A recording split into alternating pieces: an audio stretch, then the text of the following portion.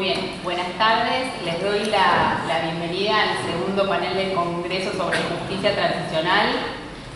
Como ustedes saben, el tratamiento de las graves violaciones a los derechos humanos cometidas durante el terrorismo de Estado en Argentina durante los últimos 30 años ha pasado por distintas etapas y diferentes conceptualizaciones y situaciones.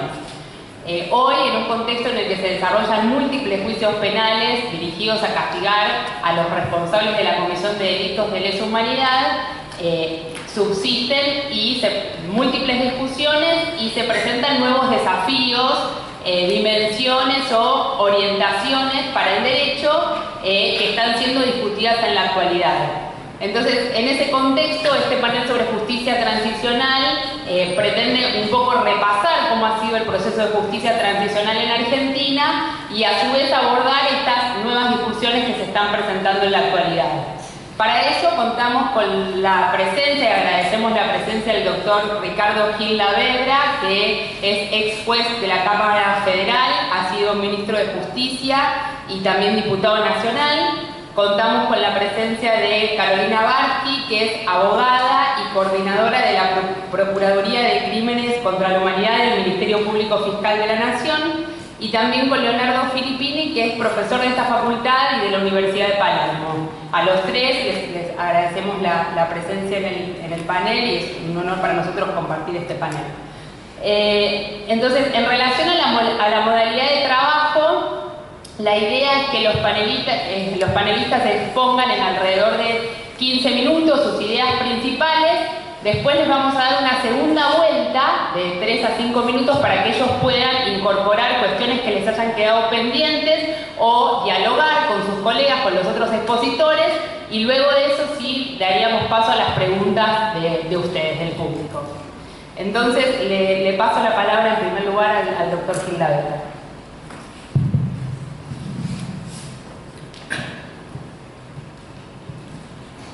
Bueno, gracias, buenas tardes a todos.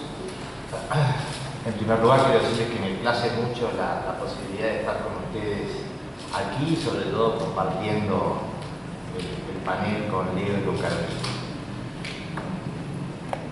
Bueno, por razones incluso hasta cronológicas me han pedido que hable del juicio de las juntas militares.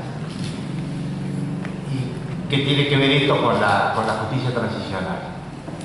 En primer lugar, el término justicia transicional o justicia retroactiva, como también se lo denomina, es una denominación relativamente nueva, porque no existía hasta hace alrededor de 30 años. Y comienza a utilizarse ese término a raíz de la experiencia argentina en la transición suya a la democracia. Con esto quiero decirles que en la historia de la humanidad, que ha tenido, por supuesto, gran cantidad de hechos atroces o cuestiones horrendas, la posibilidad de enjuiciar hechos de esta naturaleza es también relativamente novedosa, también data de hace muy pocas décadas. Hasta ese momento, bueno, inexistente por supuesto en el siglo XIX. Hay algunos precedentes que se citan a veces muy antiguos, incluso algunos de la Edad Media, pero por supuesto que siempre son aquellos que están determinados por quien ha triunfado en algún tipo de revueltos, toma de poder y enjuicia a los que se fueron. Pero es recién en el siglo XX donde aparecen algunas primeras manifestaciones de crímenes de esta naturaleza, y seguramente el paradigma son los juicios de Nuremberg y Tokio, luego de la Segunda Guerra Mundial, bueno, para tratar de enjuiciar a los responsables de ese genocidio. Pero no hay precedentes, hasta hace pocas décadas, de la posibilidad de llevar a juicio los crímenes cometidos por dictaduras salientes y, sobre todo, hacerlo a través de la aplicación del derecho penal común. Digo esto porque ustedes que están estudiando estas materias y están habituados ahora a la utilización de una serie de términos, el ius cogens, los delitos de lesa humanidad, los distintos fallos de los tribunales o los organismos internacionales respecto de estas cuestiones. Bueno, todas estas categorías también son nuevas, no existían hace 30 años. Cuando la República Argentina recupera la democracia en 1983, ni siquiera estaba adherida a las convenciones internacionales en materia de derechos humanos. Recién ese primer gobierno democrático suscribió y ratificó, mejor dicho, algunas tenían suscritas, bueno, los convenios madre en materia de derechos humanos, la Convención Americana, el Pacto Internacional de Civiles y Políticos, el Pacto de Derechos Económicos y Sociales, algunas convenciones en especial, la Convención contra la Tortura que se salió a la firma en esa época. Cuando se recuperó entonces la democracia, un primer interrogante es, bueno, ¿qué se hacía con el pasado, con los crímenes del pasado? Y hasta el presente, las soluciones del derecho internacional, bueno, salvo Nuremberg y Tokio, salvo el caso de los coroneles griegos en 1970, pero que era un caso difícilmente asimilable porque se trató también de un juicio militar que se hicieron los militares entre sí luego de una revolución que había triunfado. No había ninguna otra solución que llevar adelante persecuciones penales de este tipo. Por otro lado, la historia argentina también era rica y generosa en materia de perdón, en materia de impunidad. Hasta ese momento había casi 25 amnistías generales que en distintas épocas de su historia había dictado la Argentina. El país, por otro lado, se encontraba también en aquel momento, fue el primer país de la zona que recuperó su democracia. Tengan en cuenta que en esa década del 80, salvo Venezuela, todas eran dictaduras militares en América Latina. Y cuando Argentina recupera su democracia, lo hace antes que Brasil, lo hace antes que Uruguay, lo hace antes que Paraguay, lo hace antes que Chile. Bueno, Chile demoró todavía casi una década más. Por lo tanto, a estas dificultades de índole contextuales, a la cuestión también de que el primer gobierno democrático viene después, sucede a una dictadura criminal sumamente cruel, sanguinaria, que había cometido esos crímenes terribles, pero cuyos perpetradores, bueno, muchos de ellos todavía permanecían en funciones, eran jefes de regimiento, estaban a cargo de mando de tropas, etc. Además, hay cosas que, vistos ahora a la distancia, parecen obstáculos menores, pero que en aquel momento parecían cosas mayúsculas. Me refiero, por ejemplo, a la cuestión de la jurisdicción militar. Bueno, hoy parece, bueno, ¿cómo los militares pueden juzgar a sí mismos los crímenes que se habían cometido? Saben ustedes que hoy la Convención sobre Desaparición Forzada de Personas tiene una norma explícita que dice que, bueno, que proscribe la posibilidad de someter estos delitos a la jurisdicción militar. Pero en aquel momento la jurisdicción militar aparecía como un escollo importantísimo, porque parecía una ruptura de la legalidad, se decía del principio del juez natural, que los militares no se pudieran juzgar a sí mismos. Otra es que los militares, antes de haber abandonado el poder, habían dictado una ley de autoamnistía. Ustedes hoy dirán, bueno, no vale, no puede oponerse una ley de autoamnistía a los crímenes de lesa humanidad, y esto es un principio sabido del derecho internacional de derechos humanos. Bueno, en aquel momento no existían esos instrumentos y parecía de que la amnistía dictada, bueno, tenía plena vigencia y se cometía un atentado contra ciertas reglas del derecho liberal no respetables.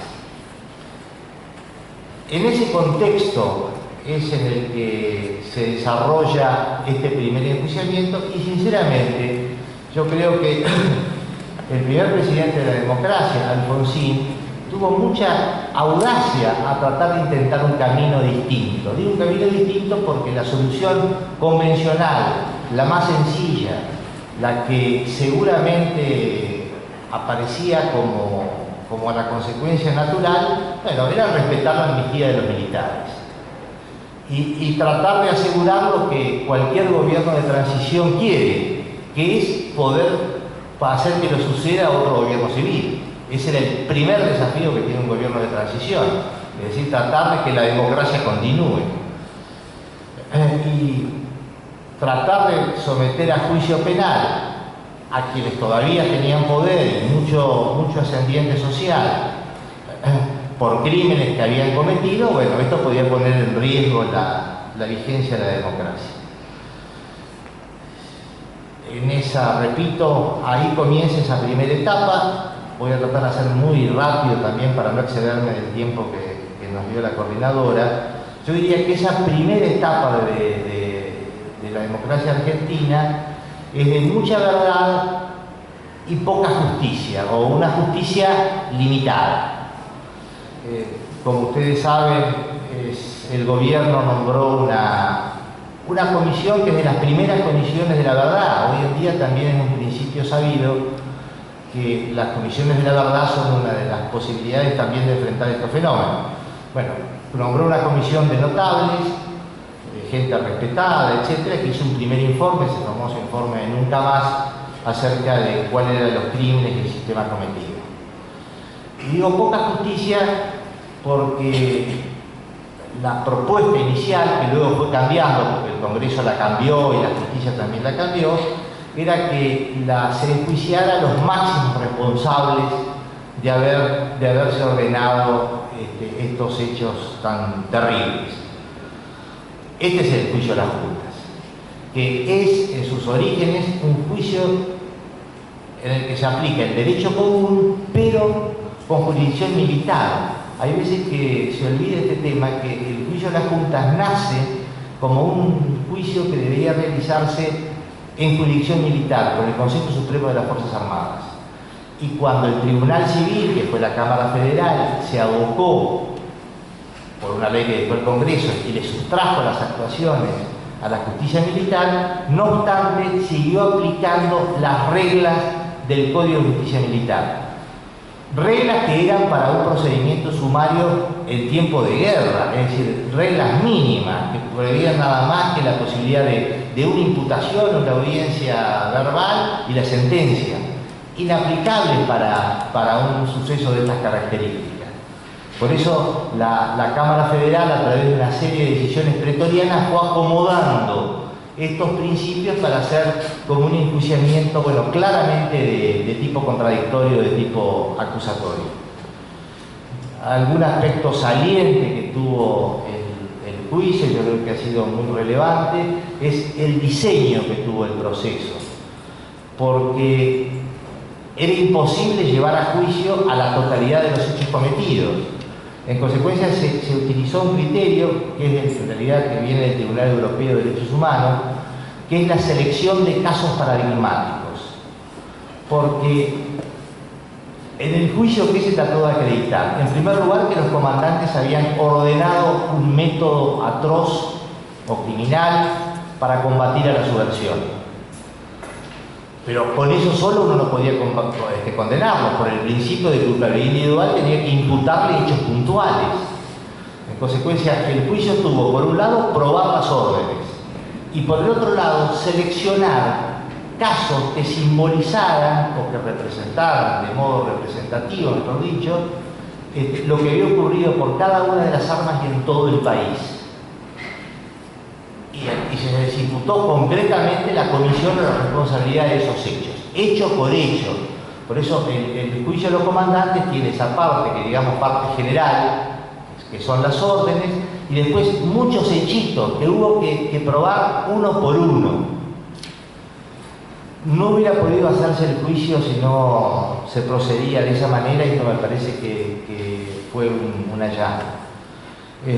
Por otro lado, como les decía, también el utilizar un esquema de audiencia oral. No había oralidad en aquel momento en el sistema federal, y esto era obviamente una novedad, pero la posibilidad de hacer una audiencia oral a la luz del público y a la luz de los medios, bueno, esto tuvo un impacto extraordinario, porque era la primera vez que podían salir a la luz estos hechos. y de modo incontrastable. Hasta ese momento se discutía si los hechos habían ocurrido. Lo que hoy parece un disparate, bueno, pero en aquel momento se discutía que los hechos no existían y que se trataba nada más que de pequeños excesos asistemáticos. Bueno, la posibilidad de llevar a una audiencia oral y pública, bueno, estos hechos y que la prensa viera testigo tras testigo cómo se fue desnudando la trama siniestra que significó la represión ilegal, a mí me parece que fue una ayuda significativa. Por otro lado, otra cuestión que me parece relevante y que queda del juicio de los comandantes es la cuestión de la responsabilidad. Digo la cuestión de la responsabilidad porque si bien el partícipe o el instigador tiene la misma pena que el autor, bueno, choca contra el sentido común que los comandantes que hubieran ordenado estos hechos, bueno, fueran cómplices, o que fueran meros instigadores, que hubieran creado el dolo del otro. No. La posibilidad de utilizar la categoría de la autoría inmediata cuando se realiza a través de un aparato organizado de poder, bueno, fue una verdadera novedad porque era nada más que una categoría en aquel momento nada más que doctrinaria, de un autor alemán, de Roxin, pero que nunca había sido aplicada en la práctica. Luego de ello ha sido aplicado en muchos otros casos. Ha sido aplicado en el caso de Fujimori, bueno, se aplicó por los tribunales alemanes, luego en el caso de los del muro, los asesinatos que se cometían a quienes mataban a quienes querían escaparse del muro, y luego encontró recepción hasta en el Estatuto de la Corte Penal Internacional. Voy terminando. Ese primer periodo de la historia, bueno, terminó, como ustedes saben, con 3 alzamientos militares y con la sanción de las 2 leyes, la de obediencia debida y punto final, que obviamente no tienen ninguna justificación moral ni jurídica, pero sí política para tratar de que la persecución penal alcanzara nada más que a los máximos responsables y desincriminar a todos los oficiales inferiores. 2 palabras nomás. La segunda etapa, que es la de la década del 90, la del gobierno menemista, es una etapa distinta.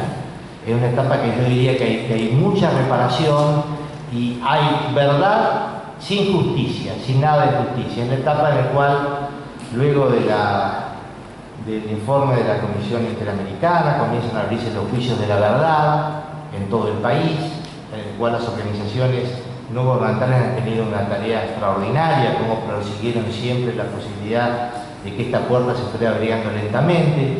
Comienza a aparecer ya el derecho internacional de los derechos humanos, los tribunales internacionales de Ruanda y de Yugoslavia, la creación de la Corte Penal Internacional, las decisiones de los órganos de los pactos internacionales, el caso Velázquez Rodríguez, la Corte Suprema nuestra que comienza a conceder algunas extradiciones reconociendo la categoría de delitos de lesa humanidad, etc. Y la última etapa, que seguramente ya es comenzando ya este siglo, bueno, que conocida ya por todos, que es de plena de verdad y justicia, que es la declaración de invalidez de las leyes de obediencia debida y punto final, y la reapertura en todo el país de todas esas enorme cantidad de expedientes que habían quedado paralizados luego de la sanción de las leyes. El caso argentino, la experiencia argentina, que yo creo que en todas sus distintas etapas, en las 3 etapas que ha pasado en la historia, yo creo que ha sido modélica para el resto del mundo, y muchas de las cuestiones que se han ido incorporando en este lenguaje de la justicia transicional, bueno, provienen precisamente de la experiencia argentina. Bueno, perdonen si me excedí más en el tiempo, después, bueno, queda a disposición de ustedes.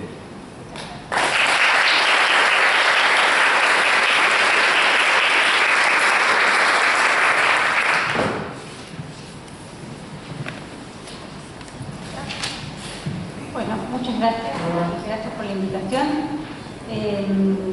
A mí mi idea es un poco contar lo que el doctor Filadera adelantó sobre la reapertura del proceso de justicia penal, y quizás en un doble error, porque de hecho en el programa decía cuál había sido la participación de la sociedad civil y del Ministerio Público. Durante 15 años estuve en el CEL y vi cómo, o sea, y formé parte un poco de los abogados que trabajaron en la reapertura del proceso. Retomando lo que fue el juicio de las juntas, quizás el doctor Gilaveda en la vuelta que podemos dar después puede mencionar lo que fue el punto 30 de la sentencia, que fue el que permitió la reapertura de muchas causas con posterioridad al juicio de las juntas, que son las causas que quedaron truncas con la sanción de las leyes de punto final, evidencia de vida y los decretos de indulto. Y eso es lo que se retoma a partir del 2000 en adelante. Los 90, como decía él, fueron los años de la reparación básicamente económica, pero también los años en los que avanzó el proceso de terceros países solicitando la extradición y el juzgamiento de militares argentinos, tanto de países que pedían por sus propios nacionales, como es el caso de Francia, que condena en ausencia a STIS, o el caso de Italia o Alemania, y también el de la jurisdicción universal por el caso de Baltasar Garzón, que pide la extradición de varios militares argentinos. Al principio en los 90, en 97 hace el primer pedido, en el 98 lo detienen a Pinochet en Londres, también porque Garzón inicia un proceso por las dictaduras argentina, chilena y uruguaya. Y la detención de Pinochet en Londres fue muy significativa para el proceso argentino porque a los pocos días una jueza ordena la detención de Videla y de Macera por un caso de apropiación de menores. La ley de obediencia de vida dejó afuera de la ley, digamos, los casos de robo de niños, de robo de bienes y la violación. Esos tres casos podían seguir siendo investigados. Sin embargo, el único que prosperó durante esos años fue el caso de apropiación de menores. En el año 2000, el CELS se presenta en un caso de abuelas, se investigaba la apropiación de Claudia Victoria Poblete, que había sido apropiada por un matrimonio, y la presentación del CELS tenía que ver con poner luz sobre una ley que en algún punto, que está mal dicho para los que saben de psicología, era esquizofrénica porque la ley de obediencia de vida permitía perseguir la apropiación de Claudia Victoria, pero dejaba impune el secuestro de su mamá, que había ocurrido en el mismo momento y había sido cometido por las mismas personas. El turco Julián y Juan Antonio de Serra, que son los dos imputados, secuestraron a madre e hija en el mismo momento y fueron llevadas al mismo centro clandestino. Entonces, frente a esta situación se planteó que esa ley era inconstitucional. Se pide la inconstitucional de las leyes de punto final de evidencia de vida y el 6 de marzo del 2001, el entonces juez Cavallo resuelve la inconstitucionalidad de las leyes de obediencia de vida y punto final en una resolución que es casi un manual de derecho internacional porque se basa básicamente en los tratados internacionales y la jurisprudencia internacional y a su vez dice que es contrario al artículo 29 de la Constitución. Este fallo, que es del 6 de marzo, fue así como un momento de una posibilidad de pensar en la reapertura del proceso y el 14 de marzo la Corte Interamericana falla en el caso Barrios Altos, disponiendo que Perú no podía alegar ninguna normativa no podía mencionar obstáculos para la investigación de los hechos ocurridos en la masacre de Barrios Altos. En ese sentido, para el movimiento de derechos humanos fue una buena noticia, en tanto Argentina podía también incurrir en incumplimiento internacional porque estaban oponiendo las leyes de punto final de evidencia de vida como obstáculos para la investigación. El fallo de Cavallo es confirmado por la Cámara ese mismo año, en noviembre del 2001. En ese entonces se reabren algunas causas en distintas jurisdicciones del país.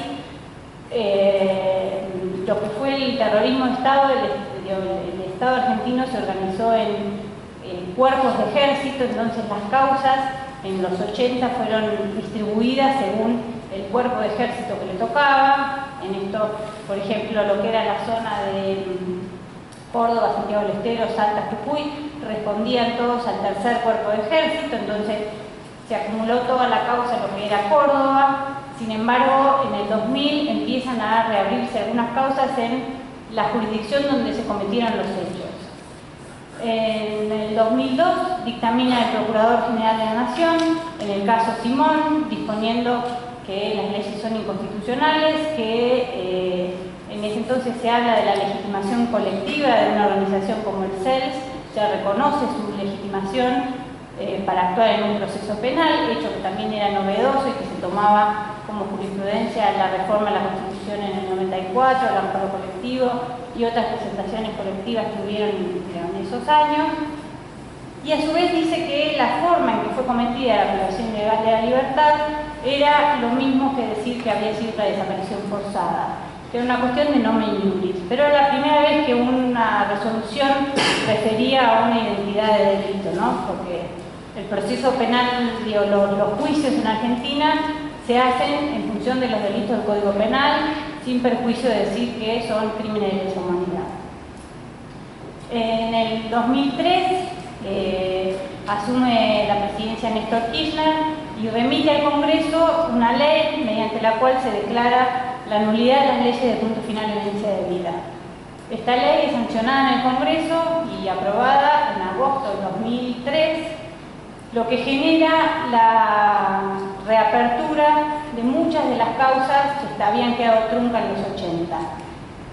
Si bien, por lo menos en lo que fue Capital Federal, la ley se sancionó, creo que se aprobó el 29 de agosto, y el 1 de septiembre la Cámara Federal, que era la que que había guardado las causas, que estaban archivadas, las causas que tramitaban en Capital Federal, ordena la reapertura. O sea, y no había ningún criterio de persecución penal. Cada jurisdicción empezó a abrir causas o reabrir causas o tomar denuncias conforme le parecía. Esa ley genera un debate, hasta ahora, como mencionaba el doctor Gilavedra, las discusiones jurídicas que se habían dado desde el 2000 al 2003 tenían que ver con la jurisdicción, la justicia militar, o sea, los militares, los imputados sostenían que debían ser juzgados por la justicia militar, la prescripción, la cosa juzgada, la validez de las leyes de punto final y violencia de vida, y la sanción de esta ley hace que se discuta sobre la validez de esta ley también. Entonces, en ese sentido, por lo menos lo que el movimiento, gran parte del movimiento de derechos humanos sostenía es que la ley que declara nulas las otras dos, en realidad era la voluntad del Congreso de manifestarse a favor del juzgamiento. O sea, ya lo había hecho la justicia declarando la inconstitucionalidad de las leyes de punto final y violencia de vida, lo había hecho el Ejecutivo remitiendo ese proyecto y lo hacía el Congreso manifestando que esas leyes eran nulas. Este debate se da en el marco de este expediente Simón, que había llegado a la Corte. Entonces la Corte, cuando se sanciona la ley, remite el expediente a primera instancia y le ordena a las partes que discutan sobre la validez de esa ley, si el Congreso tenía facultades o no de declarar nulas las leyes. Y finalmente, en el 2005, la Corte falla en el caso Simón y declara la inconstitucionalidad de las leyes. En un fallo bastante extenso, con votos nuevos y en el sentido de que había nuevos integrantes de la Corte y la disidencia del doctor Fay. En el 2006 se hacen los primeros juicios. O sea, la reapertura del proceso permite llegar al debate oral y público. El primer juicio que se inicia es el juicio en el que se juzga el secuestro de Claudia Victoria y el de sus papás, con un imputado menos, porque eran dos, como decía antes, solo llega el grupo Julián, y también comienza en La Plata el juicio contra el chocolate.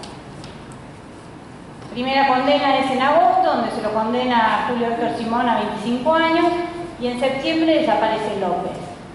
La desaparición de López, por supuesto, generó una situación de mucha angustia, de pensar que venían los fantasmas de la dictadura, que otra vez estaban atacando a un testigo. Sin embargo, la reacción, sobre todo en el movimiento de derechos humanos, fue de seguir adelante, de seguir avanzando. En ese entonces se abrieron muchos juicios en todo el país, se dejó de discutir la cuestión de competencia de quién le tocaba juzgar, porque avanzaron las provincias.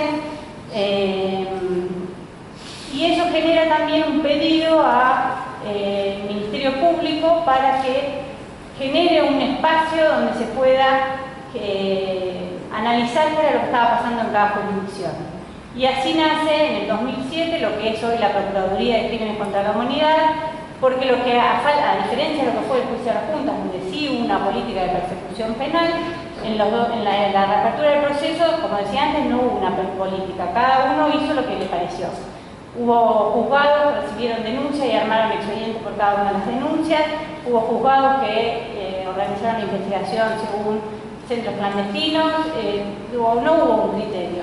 Entonces, la unidad de esta Procuraduría lo que vino a hacer es un poco a tener presente qué era lo que sucedía en cada jurisdicción y tratar de evitar los juicios por goteo, evitar los juicios de una persona. Hoy hablamos de megacausas, como la causa ESMA, donde hay 65 imputados, o la Perla en Córdoba, lo mismo, y los primeros juicios tenían un imputado por un caso. Entonces, para evitar eso y avanzar en el juzgamiento, la Procuraduría tiene un poco esa función. El proceso hoy tiene, para ir más rápido, me quedan 5 minutos, de lo que fue del 85 al 2007 hubieron 39 condenados y 6 absueltos, contabilizando los del juicio a la Junta, y hoy tenemos 559 condenados y 61 absueltos. Y por otro lado hay como 145 juicios, de los cuales solamente 34 están con sentencia firme. Y otro dato interesante es que hay 1.149 personas procesadas, que en el 2007 eran 349, ¿no?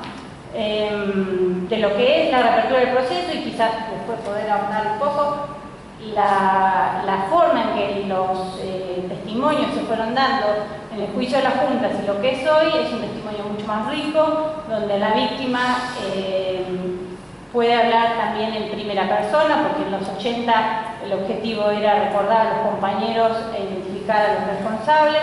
Hoy pueden hacer un relato mucho más exhaustivo sobre su propio padecimiento, y en eso empiezan a aparecer nuevos temas como la violencia sexual, la responsabilidad de funcionarios judiciales o no militares en los casos, y también lo que es la responsabilidad de las empresas en estos crímenes.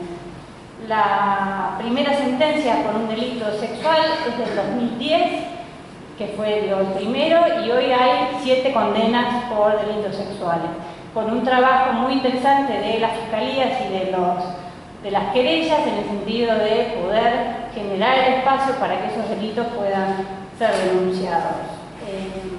Y a su vez también en todo lo que es la reapertura del proceso generó una sensación de desconocimiento sobre lo que era llevar adelante un juicio tan grande. Si bien el juicio a la Junta es el ejemplo para muchos de nosotros, porque se hizo en 9 meses y eso que se trataban 700 casos, hoy los juicios a veces duran hasta 2 años, más allá de que son 800 víctimas y 65 imputados, pero duran 2 años. Y en ese sentido la casación también participa de este proceso, generando una acordada mediante la cual ordena a los tribunales agilizar el proceso mediante la recepción de los testimonios de las víctimas y la reutilización de sus testimonios, porque muchas víctimas a veces son convocadas 10 veces a declarar lo mismo. Entonces hoy día se pueden utilizar las declaraciones en juicios anteriores de manera tal de no convocarlas. Pero más o menos...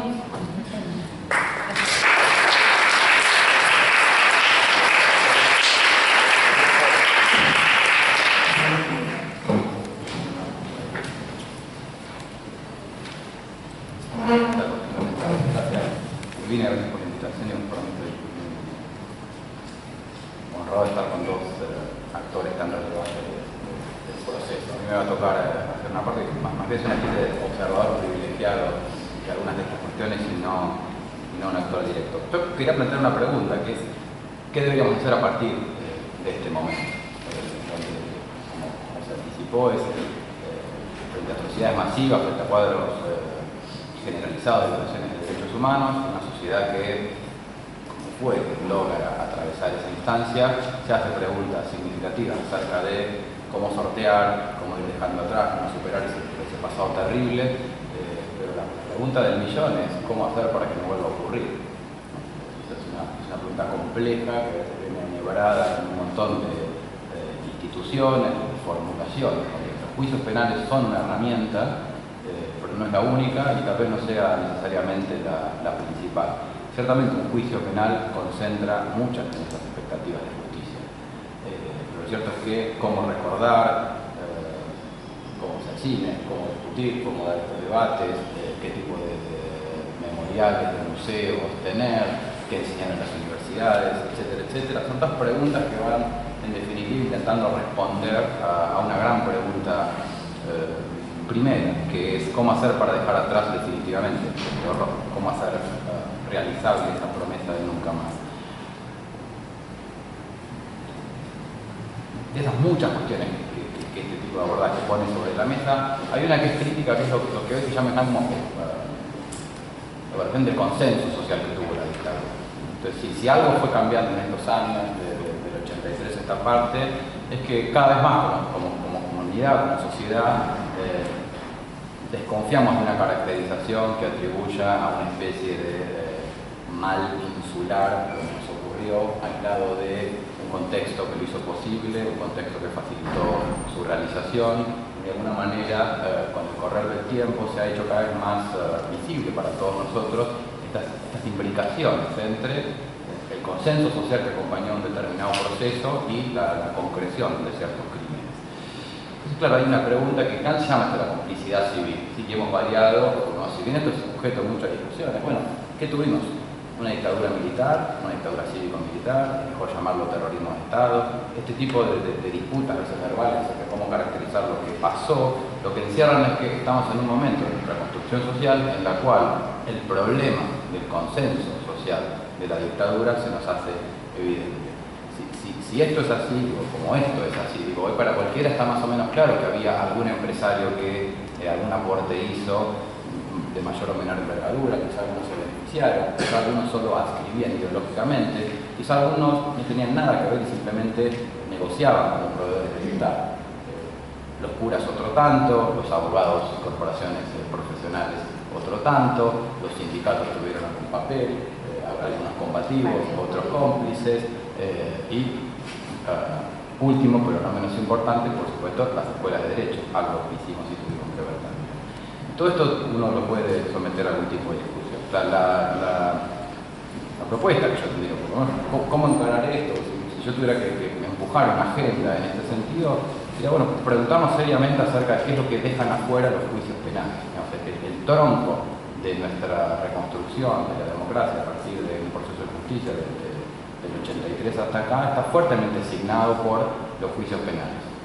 La discusión por la autoamnistía militar primero, por supuesto la realización del juicio en la causa 13, los problemas de jurisdicción militar, las leyes de obediencia del punto final, de obediencia de vida, los indultos, todo el trabajo por su reversión, el informe de la Comisión Interamericana, la complejidad de reabrir estos juicios.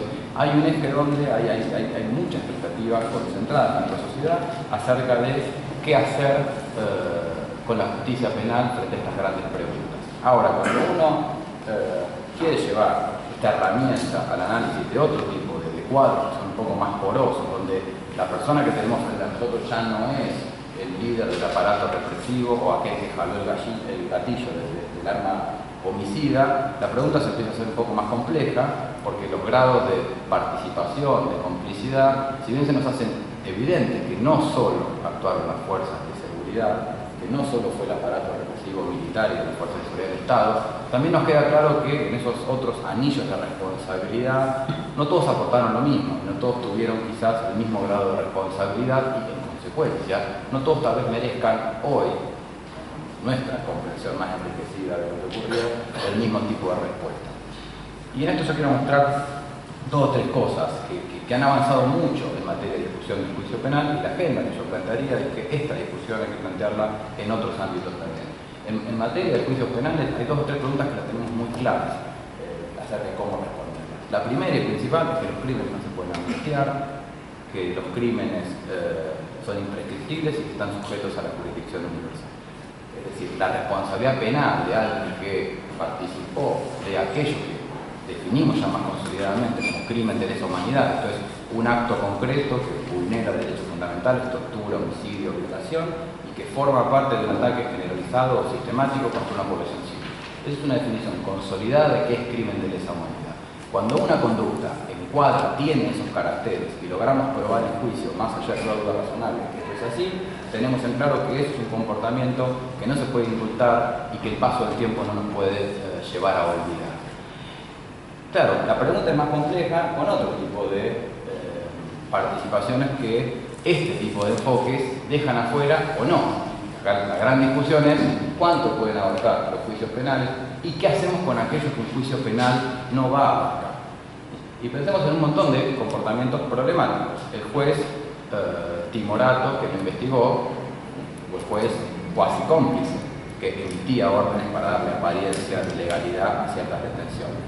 La empresa que, solo preocupada por su bolsillo, llevaba adelante negociaciones con el Estado, de aquella otra que, en cambio, participaba de compras con el Estado, de procesos económicos en los cuales sabía que activamente con eso estaba fortaleciendo a el ala más represiva de lo que estaba ocurriendo. En fin, esta discusión, que nosotros la tenemos de un modo abierta, tampoco es nuestra propia.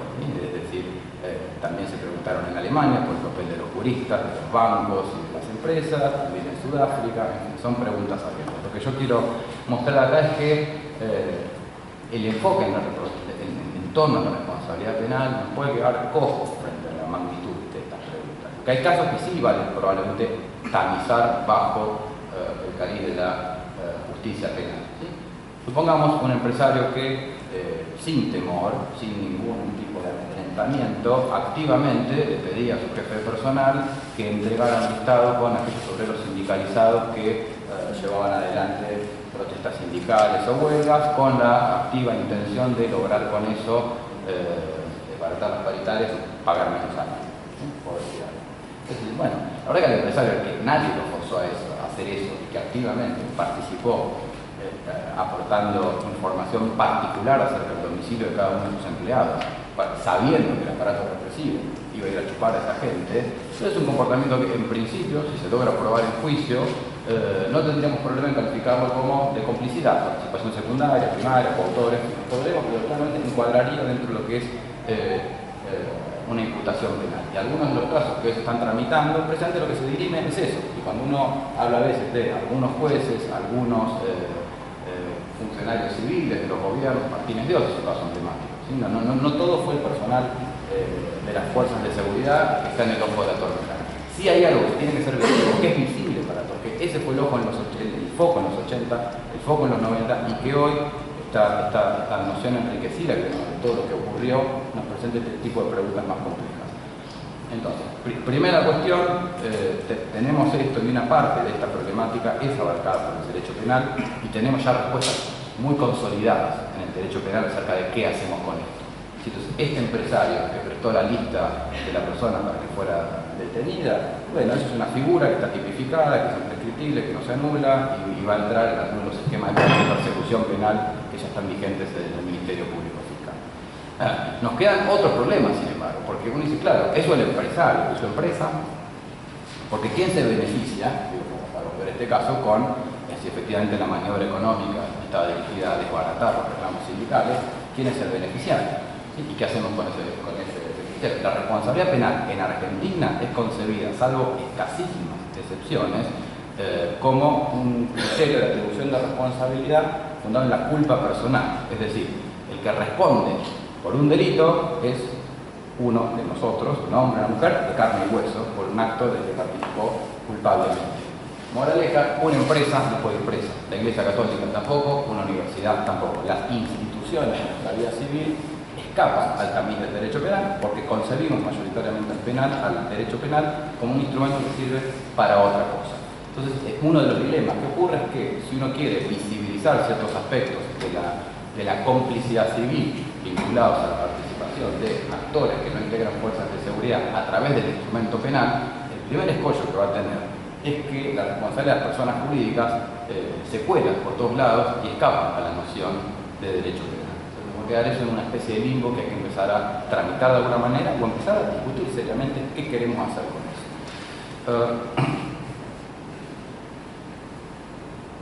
El otro paso clásico de la atribución de la responsabilidad dentro de los judiciales son las acciones civiles. Podrían plantearse, y de hecho hay plantearse en un caso llamado Ingeniero, que está pendiente de la Corte, donde se planteó como accidente laboral, un caso de la sustracción, digamos, el secuestro de un obrero, un trabajador in itinere, vinculado claramente a la persecución en la dictadura. El punto que yo les quiero marcar con esto es, miren, en materia civil no está para nada consolidada la idea de que las reclamaciones civiles del derecho laboral, de materia comercial, vinculadas a crímenes de la dictadura, por ejemplo, tengan que ser imprescriptibles o que no estén sujetas, por ejemplo, a convenciones negociales o a pactos. ¿Qué pasa si ese obrero o si su familia o sus deudos firmaron un acuerdo reparatorio bajo presión? Eso se puede revocar o no judicialmente. Bueno, en materia penal no hay duda, porque hay que remover obstáculos para llevar adelante la persecución penal. Esa misma situación, planteada en términos de responsabilidad civil, está de algún modo en pañales de nuestra discusión. Por supuesto, todo lo que es indemnizatorio, entre otras rubros que uno podría analizar entre otras herramientas, podrían ser abarcados por el derecho civil, y acá sí, personas jurídicas, empresas y demás, podrían tener una responsabilidad judicial por un lado, o de otro tipo, ¿sí? Administrativa, histórica, a través de comisiones de verdad, o de algún tipo de señalamiento histórico, en fin, tenemos ahí como un menú de alternativas abiertos que todavía no está desplegado por completo. Voy concreto, quizás, ¿qué podría hacer uno? ¿No? Y tiro, como ya estoy un poquito sobre el tiempo, ¿hacia dónde habría que mover esta discusión tal vez? ¿O qué diría yo que hay que hacer? Algunas iniciativas están un poco verdes. Una comisión investigadora de la responsabilidad económica en el ámbito del Congreso por la responsabilidad ante la dictadura, hay un proyecto de ley que tiene una sanción legislativa. Bueno, esa es una discusión abierta que deberíamos darla con seriedad. Queremos o no, va a ser una comisión como la CONADEP, la complicidad económica, solo complicidad económica, o hay otro tipo de complicidades que deberíamos evaluar, quién debería llevar adelante ese juicio, con qué herramientas. Y pensemos también qué instrumentos estamos usando hoy para dar esas mismas discusiones. Tenemos informes de la Comisión Nacional de Valores, o informes en papel prensa. ¿Son estos informes satisfactorios en este sentido? Digamos, ¿contribuyen efectivamente a consolidar una narrativa compartida acerca de lo que ocurrió? ¿O al estar desprovistos de un anclaje más amplio, mejor debatido, con un cierto marco legal, pueden ser vistas a veces como retaliaciones, como movimientos o esquemas fuertemente sometidos a la coyuntura del momento? ¿Se entiende lo que digo? Si uno no tiene un programa, si uno no tiene una cierta racionalidad, un esquema valorativo acerca de por qué estamos haciendo lo que estamos haciendo, estas instituciones presentan un flanco débil, traen algo interesantísimo, que es la posibilidad de abrir estas discusiones, plantean a la vez un flanco débil, que es que quizás no todos estemos de acuerdo en que eso que estamos haciendo, o en que eso que hace un gobierno, que algunos apoyamos o no, digamos, da igual esto, pero quizás no sea nuestra verdad compartida. El eje en los juicios penales y la responsabilidad de las fuerzas de seguridad está muy consolidado entre nosotros como sociedad a través del informe de la Comisión Interamericana cuando hizo su visita a la Argentina, el juicio en la causa 13, el informe de la CONADEP. De algún modo ese mapa es parte de nuestra historia viva, es parte de nuestro contrato social. Hay poca discusión acerca de cuál fue la sistematicidad del ataque a través de las fuerzas de seguridad. Yo creo que este otro territorio de ebullición, que es el de la complicidad civil, estas zonas del consenso, las empezamos a explorar ahora, pero creo que con un poco de dolor o de contradicciones entre nosotros, todavía sin encontrar o darle un norte común a estas cuestiones.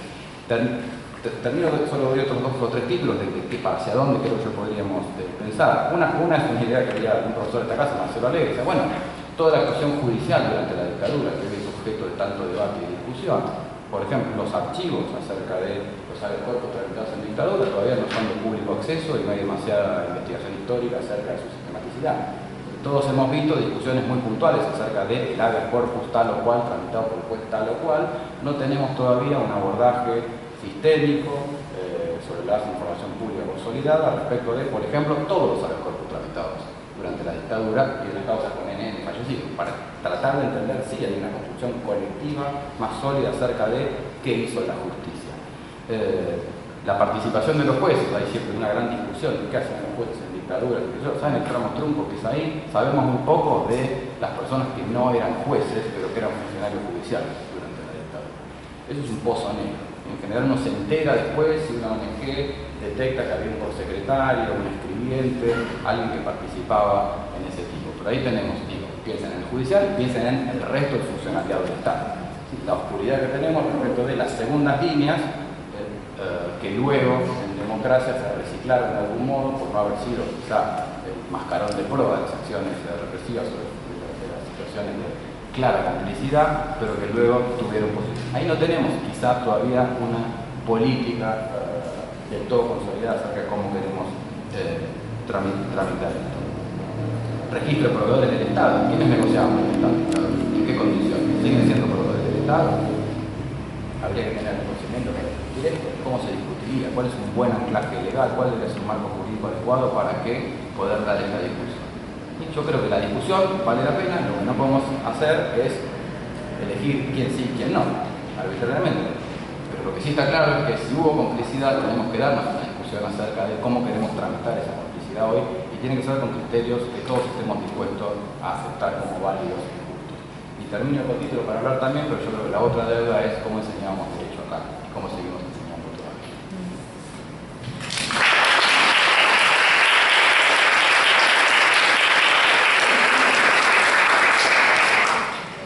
Muchas gracias a los tres por los aportes y también porque los tres respetaron el tiempo. Así que les vuelvo a dar la palabra en el mismo orden para que hagan algunos comentarios y después abrimos para las preguntas.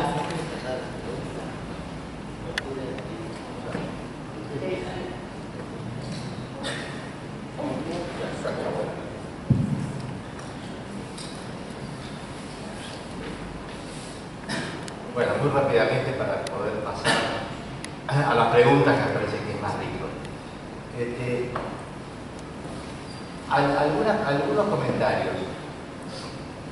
Es muy importante que ustedes adviertan cómo se fue expandiendo el derecho internacional de derechos humanos y cómo esto tuvo un impacto decisivo sobre lo que va a suceder. El ejemplo que daba Carolina del caso Pinochet. Pinochet fue pedida la extradición por una convención en particular, la Convención contra la Tortura, que establece la obligación de todos los países signatarios de esa convención, de aprender si tiene en su territorio a una persona acusada por hechos de tortura. Una convención relativamente nueva, porque recién entró en vigencia en el año 1987, y 10 años después tuvo la posibilidad de una aplicación práctica, y fue precisamente esa cláusula de la convención la que permitió, en su caso, la extradición. Y otra fue las legislaciones locales fueron incorporando a sus reglas internas muchas de las disposiciones que estaban en los pactos internacionales. Así es como van recibiendo la posibilidad de aplicar la justicia universal, o en su caso, en algunas nacionalidades, los casos de delitos de lesa humanidad. Y eso es lo que da lugar a otra cosa que dijo Carolina, que a fines de la década del 90, nosotros empezamos a recibir en la Argentina muchos pedidos de extradición de distintos países europeos que habían incorporado a su legislación local algunos de estos principios internacionales. Estos pedidos de extradición, junto con toda la serie de circunstancias que ella también dijo, fue la que precipitó para que muy poco tiempo después se declarara la inconstitucionalidad de las leyes de obediencia civil y punto final. Con esto quiero decir que este era un movimiento en el cual lentamente se iba madurando y finalmente esas leyes iban a caer como una beba madura, porque eran incompatibles, como venía funcionando todo el contexto internacional. Respecto a las cuestiones que decía Leo sobre los desafíos pendientes, miren, lo que yo creo que no tenemos que perder de vista es lo siguiente: es cómo funcionó este aparato represivo en la década del 70. El plan criminal que establecieron los comandantes no era un plan público, era un plan secreto aún para adentro. Una característica que tuvo la represión es que se hacía de modo subterráneo, manteniendo una faz pública en la cual parecía que se respetaban las formas legales. Es decir, había una serie de normas blancas, por así decirlo, bueno, que establecían una represión legal. Por debajo estaba el sistema. Y este sistema, que cuidadosamente preparado para estar tabicado, bueno, no podía filtrarse. No podía filtrarse porque las características del poder que pudiera tener éxito que fuera secreto. Por eso para juzgarlo tenemos que tener mucho cuidado de mirar con los ojos de hoy, el cual decimos, bueno, estas atrocidades, secuestraban tipos por decenas, por tal lado, tal otra. Bueno, sí, claro que lo hacían, pero lo hacían de un modo que era absolutamente impermeable para el resto de la sociedad. Con esto digo, y él lo dijo bien, es que una cosa son las responsabilidades criminales, por supuesto que hubo muchos civiles que participaron de estos crímenes, pero para esto es esencial aquellos que tenían conocimiento del plan criminal. Es decir, no basta el mero aporte, a lo mejor una detención o algo por el estilo. Es importantísimo que se en el sistema, porque la categoría de delito de lesa humanidad, que derriba todo, no hay cosa juzgada, no hay amnistía, no hay prescripción, no hay nada. Y está muy bien que sea así. Bueno, es una categoría que tenemos que cuidar muy celosamente. Digo muy celosamente, bueno, a todos aquellos que creemos en el derecho, en el viejo derecho penal liberal, por la tentación que hay a expandirla a otros crímenes. Esto es, bueno, el narcotráfico también es gravísimo, la trata de blancos es una cosa espantosa. Bueno, hay constantemente una tensión y un intento a expandir esta categoría. Y la mejor forma de cuidarla a esta categoría, que es muy valiosa, es que no se desborde de sus límites. Por eso digo, una cosa es la responsabilidad por los crímenes, la responsabilidad penal, y otra es la responsabilidad, sin duda, que hay con la dictadura.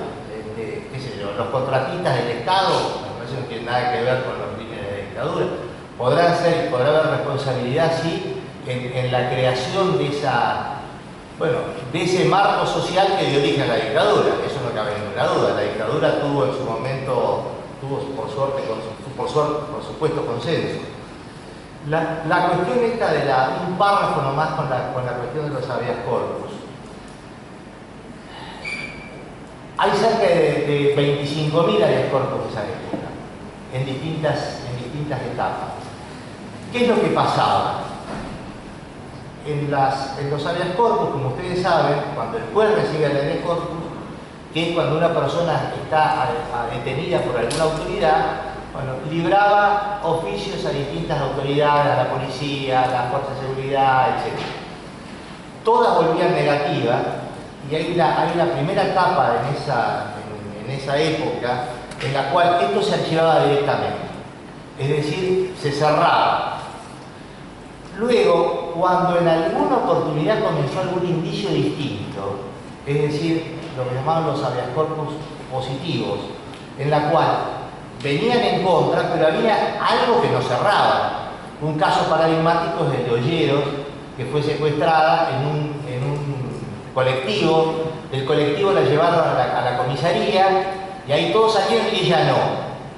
Bueno, ahí había una punta para tirar y esto luego lo convalidó la propia Corte, aún del proceso, diciendo no, estos habeas corpus donde aparece que las contestaciones de las autoridades son falsas, bueno, hay que investigar. Por supuesto que hay que mirar a ver qué hay ahí atrás, pero tengan y si a eso se suma que tampoco los jueces tampoco hubieran sido estarían muy entusiasmados por tratar de investigar cosas de los militares, bueno, ahí tenemos los rechazos, ¿no?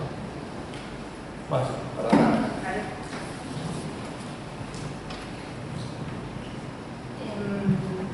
Quizás retomar el cuidado que hay que tener en no ampliar la categoría de crímenes de lesa humanidad, pero yo sí quizás tendría en cuenta que mucha de la jurisprudencia que ocurre o que fallan los jueces en casos de crímenes contra la humanidad, sí es importante tenerlas para otras situaciones de violaciones a los derechos humanos en Argentina. Digo, por ejemplo, que una anécdota personal fue en una inspección ocular en un centro clandestino de detención, lo que se conocía como Sheraton, con 2 sobrevivientes de ese centro clandestino.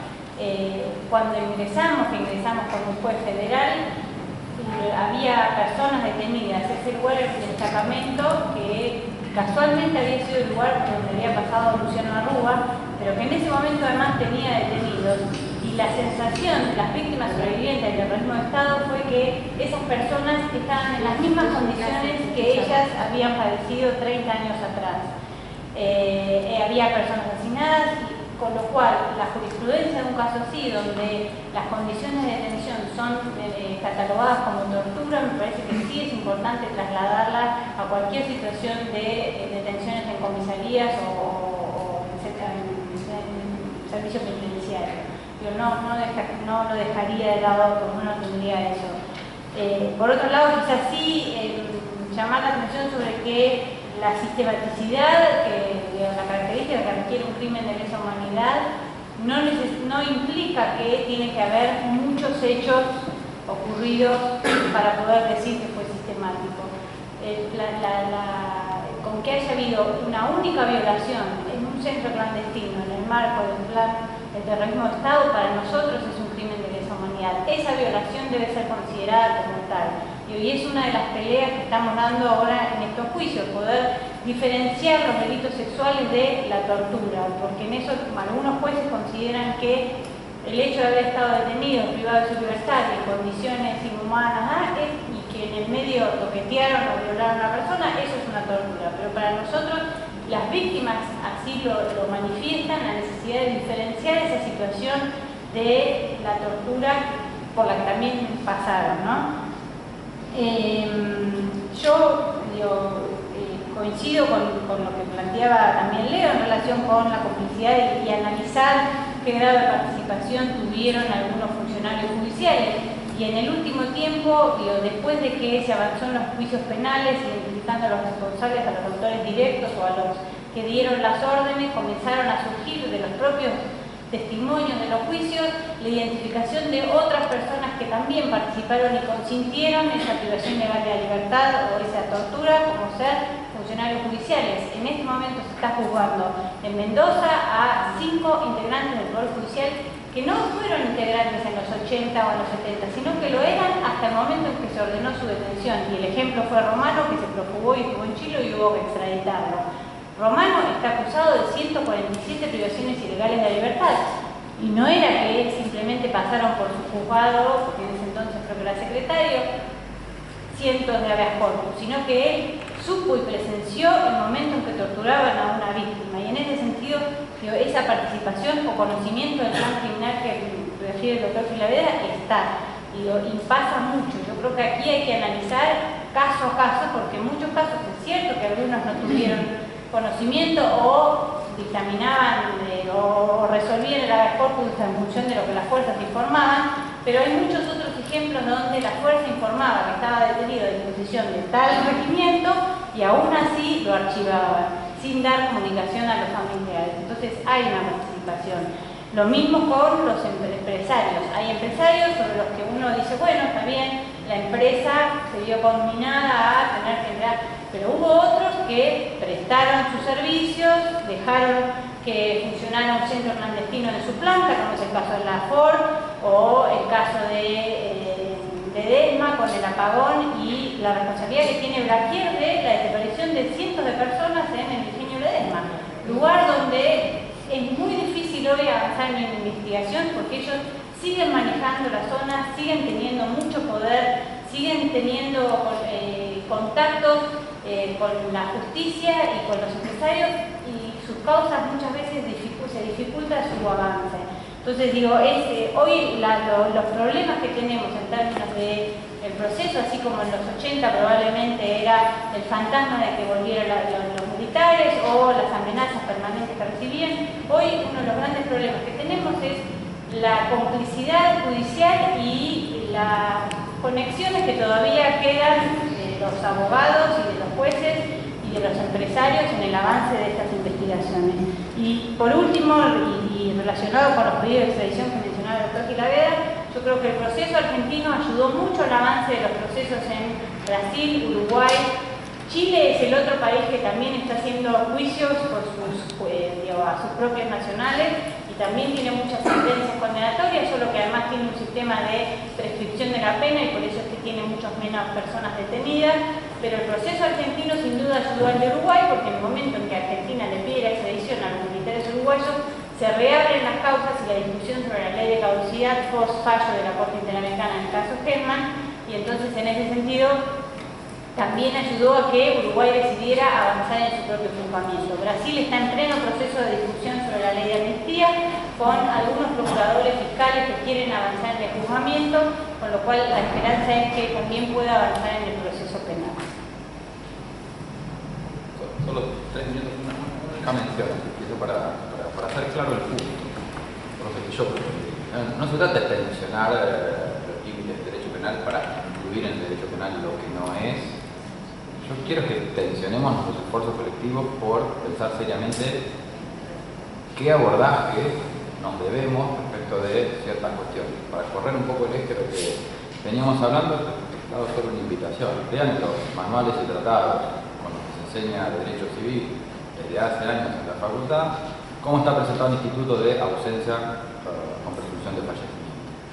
Básicamente, en todos los manuales más emblemáticos, todos hemos leído como en torno a la idea de persona, que es persona para el derecho y demás, resulta que la ausencia con presunción de fallecimiento es un instituto que regula cuando alguien se va un tiempo muy largo y no sabemos qué hacer para ver quién hereda los bienes.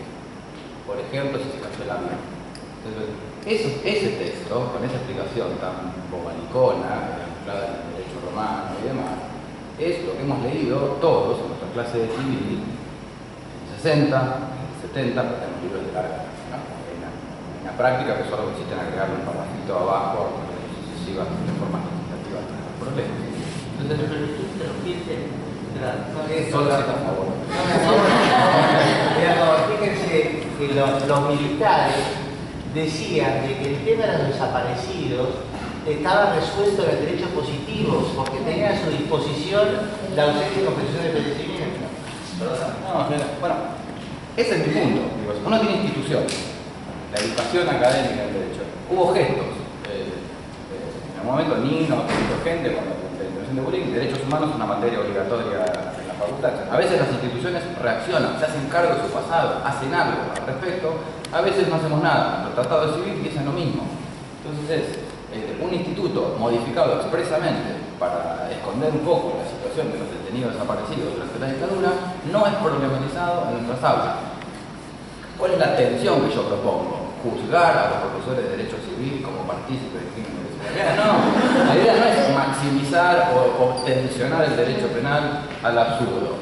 Lo que sí me parece frustrante es, después de 30 años de recorrido democrático, seguir viendo los manuales de Derecho Civil que ni siquiera hay una cita a la causa 13 o el informe nunca más, y que hay tan poca fusión entre lo que podemos discutir nosotros en un panel de derechos humanos y lo que se discute en el aula de al lado al debatir la reforma del Código Civil. Entonces, ahí creo que eso es un ejemplo por ahí minúsculo, pero muy trascendente para nuestra propia vida institucional, es una discusión que hay que trasladarla a todos los ámbitos, de vuelta y sí.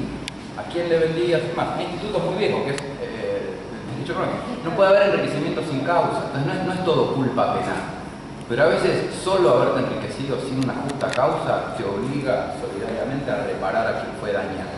Entonces el punto es, no sé si el empresario es un criminal de lesa humanidad, ¿sí? Pero si la empresa lucró, tiene una capacidad de solvencia 30 años después para llevar algo de confort, de reconocimiento a la familia de sus superarios que son desocupados de su propia planta, y lo puede hacer sin un costo que hunde su capacidad de producción,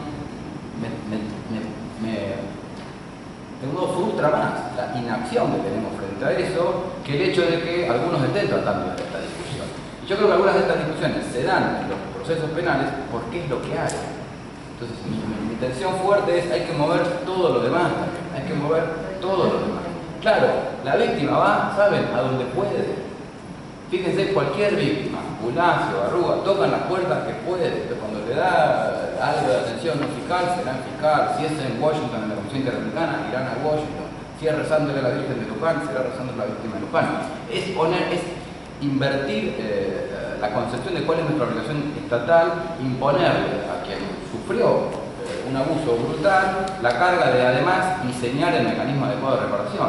Entonces, si uno cree que hay algo que está haciendo vibrar los juicios penales con reclamos que no deberían tener abordaje penal, me parece que en lugar de preocuparnos, por supuesto hay que señalar, no, esto no es penal, el argumento queda cojo, no es penal, ¿es qué entonces? Entonces es que mi papá es detenido desaparecido y este manual de civil me ofende de algún modo, me ignora groseramente. Soy un niño judío y leo que no hubo holocausto de pronto. ¿Dónde puedo dar esa discusión? ¿Qué puerta golpeo? Si lo único que hay es un juicio penal, y es el Nuremberg, diría Nuremberg, decir esto en el juicio penal de los vencedores. ¿Es la herramienta más apropiada? No. El eje que creo que hay que romper es, bueno, pero no es responsabilidad de quien sufrió eso y a duras penas logra reconstruir su historia, diseñar la respuesta colectiva. Y eso por eso yo lo presento como algo de lo que me hago cargo yo. A mí no me tocó, afortunadamente, estar entre los afectados directos, ni he tenido el compromiso de otros actores que también, yo entiendo la distinta visión que supone la comodidad de lo que podemos ver desde una platea un poco más cómodo y no estamos ahí, no sé, recibiendo amenazas, trabajando, mirando para la a un diputado o cosas por el estilo. ¿Sí? Uno anda en esa periferia. Entonces es un observador de lujo de esas cuestiones, pero la verdad no pone, como en los huevos con tocino, la gallina y el chancho no tienen el mismo compromiso. Entonces yo lo que creo, lo que planteo es, bueno, a algunos nos toca escribir, pensar de esta cosa, leer los fallos, tener una cierta tranquilidad para darle vuelta a algunos asuntos y ofrecer ideas, soluciones, generar un pensamiento más educado acerca de cómo seguir de esto. Mi foto hoy, un poco, dice, bueno, ¿qué sigue acá? Son estudiantes, los jóvenes, bueno, miren, les quedan 20 años, 30 años por delante, lo que tienen que hacerse cargo de esto. Los que somos un poco más grandes, llegamos, nos dio hasta donde nos dio, se generaron los institutos que se generaron. Les va a quedar esto. Si quieren seguir teniendo empresas de ciertas características, si quieren seguir teniendo un mapa de desigualdad estructural consolidado a golpe por una dictadura militar, ¿sí? Bueno, va a ser de algún modo su herencia. La invitación es resquebraje en eso. El caso de Blaquier es muy bueno para presentar el problema. Miren, se muere Blaquier, se cae el caso. ¿Tiene 80 y pico años? Sí. Entonces, es absurdo, como construcción colectiva, discutir las responsabilidades por el apagón sentando a un señor de 82 años en el juicio. ¿Saben en qué sentido es absurdo? Viene un marciano, mira y dice, muchachos, se les va a morir. No van a llegar a juicio y se les va a morir, o va a quedar senil, o quién sabe si llegan a sentencia. Entonces, si ustedes están depositando comunitariamente sus grandes expectativas de verdad y de justicia en la condena penal a este señor, y no están viendo la distinción entre la pared y el cuadro. Están colgando todo el esquema de responsabilidad en como una bala de plata. Y esa bala de plata tiene todas las chances de fracasar, porque tiene 82 años de persona. Listo, no hay mucho más por decir ahí. Por supuesto, no puede, si corresponde, habrá que seguir ante juicio o lo que fuera. Lo que es evidente para cualquiera es que eso no puede ser lo único al respecto. Entonces, mi invitación es a pensar acerca de qué es todo lo demás que habría que hacer frente a juicios penales que evidentemente no van a darnos una respuesta acabada frente a todo lo que deberíamos hacer. Muchas gracias.